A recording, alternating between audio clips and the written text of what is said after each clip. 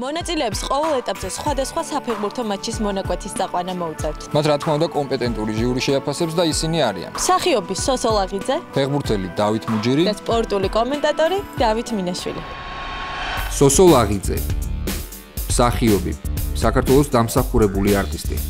დაიბადა 1936 წლის 26 იანვარს სამტრედიაში. 1955 წელს თბილისის მესამე საშუალო სკოლა დაასრულა და სწავლა შოთა რუსთაველის სახელობის თბილისის თეატრალური ინსტიტუტის სამსახიობო ფაკულტეტზე განაგრძო. 1959 წლიდან რუსთაველის თეატრის მსახიობია. ნახევარ საუკუნეზე მეტია ამავე თეატრის სცენაზე დგას და პარალელურად 20-ზე მეტი კინოროლი აქვს შესრულებული. პროფესიულ კარიერასთან ერთად სოსო ლაღიძის ცხოვრებაში დიდი ადგილი ფეხბურთსაც უჭირავს. საქართველოს დამსახურებული არტისტი ფეხბურთის დიდი გულშემატკივარია. პირველი არხის სატელევიზიო შოუ კომენტატორში იგი კონკურსანტების მეტყველებას და არტისტიზმს შეაფასებს.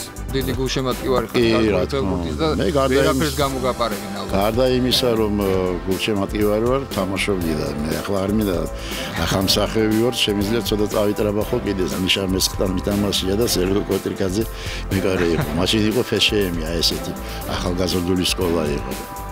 33 საუკეთესოშიც შევედი და ესეთი მდგომარეობა იყო ჩემი სპორტთან დაკავშირებით. დავით მუჯირი, ვეტერანი ფეხბურთელი. დაიბადა თბილისში 1978 წლის 2 იანვარს და უკვე 16 წლის ასაკში დინამოში ჩაირიცხა.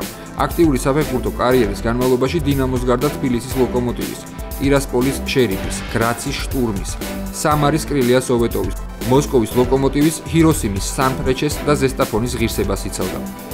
კარიერა ზესტაფონშივე დაასრულა, სადაც გარკვეული პერიოდის განმავლობაში მთავარ მწვრთნელადაც მუშაობდა. უთამაშია საქართველოს ყველა ასაკობრივ ნაკრებში, ქვეყნის ძირითადი გუნდის შემადგენლობაში კი 25 მატჩი აქვს ჩატარებული. ბოლო წლების ერთ-ერთი წარმატებული ქართველი ფეხბურთელი დავით მუჯირი სატელევიზიო შოუ კომენტატორში კონკურსანტებს პროფესიონალი ფეხბურთელის თვალით შეაფასებს. რამდენად მიესალმები მსგავსი ტიპის პროექტების წამოწყება ჩვენს ქვეყანაში და როგორ გონია გაამართლებს თუ არა ეს პროექტი? პროექტმა უნდა გაამართლოს, მე ძალიან დიდი იმედი მაქვს. მსგავსი ტიპის პროექტები ჩემთვის ძალიან სასიხარულოა, რადგან ეს პროექტი ზოგადად მიმართული იქნება ქართული ფეხბურთის პოპულარიზაციისაკენ. ამიტომ ჩემი გადაწყვეტილების მიღებაში ამან ძალიან დიდი როლი ითამაშა. რაც შეეხება უშუალოდ ჩემს მოვალეობას ამ კონკურსში, მე შევეცდები, რომ გამარჯვებული და ფინალისტები გამოვიდნენ ისეთი, რომლებიც მომავალში უკვე მზად იქნებიან გამოვადგნენ ქართულ ჟურნალისტიკას და ქართულ ფეხბურთს.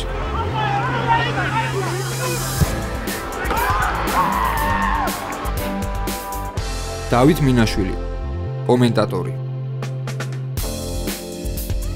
დაიბადა თბილისში 1972 წლის 8 აგვისტოს. 1995 წელს დაამთავრა ფიზიკური აღზრდისა და სპორტის აკადემია. 1994 წელს მუშაობა დაიწყო საქართველოს რადიოში, სადაც კორესპონდენტობასთან ერთად საფეხბურთო მატჩების რადიო რეპორტაჟების წაყვანაც უწევდა. 1999 წლიდან მუშაობდა პროგრამა „მოამბი“ სპორტული ბლოგის წამყვანად და კორესპონდენტად. უკვე 10 წელია სპორტული კომენტატორია. მთელი ამ ხნის განმავლობაში რეპორტაჟების წაყვანასთან ერთად იყო რამდენიმე პოპულარული სპორტული გადაცემის ავტორი და წამყვანი. სატელევიზიო შოუ კომენტატორში კონკურსანტებს იგი თავის გამოცდილებას გაუზიარებს. ეს მართლაც უნიკალური პროექტია ჩემი აზრით და ძალიან კარგი პროექტი არის. გაამართლებს რა თქმა უნდა ეს პროექტი, იმიტომ რომ ანალოგი არ ქონია ქართულ სატელევიზიო სივრცეში მსგავს პროექტს და სადაც გაკეთებულა რომელ ქვეყნებშიც იქ ძალიან დიდი ინტერესი იყო. ახლა თუ გავითვალისწინებთ იმას, რომ ფეხბურთი საქართველოში ყველა მიცის, ყველას უყვარს და ყველა ფიქრობს, რომ საუკეთესო კომენტატორი იქნება, აქედან გამომდინარე ალბათ აი ეს ადამიანებს, რომლებიც მოსულები არიან და რომელთაც სურთ გახდნენ კომენტატორი, ბოლომდე ჩაერთვებიან, ბოლომდე დაიხარჯებიან და სატელევიზიო შოუსთვის ეს იქნება ძალიან კარგი. დაწოდება საჯარიმოში. შეიძლება სიტუაციის გამწვევა საჯარიმოშია. ართვალამდე ბასი უკან. დაჟღა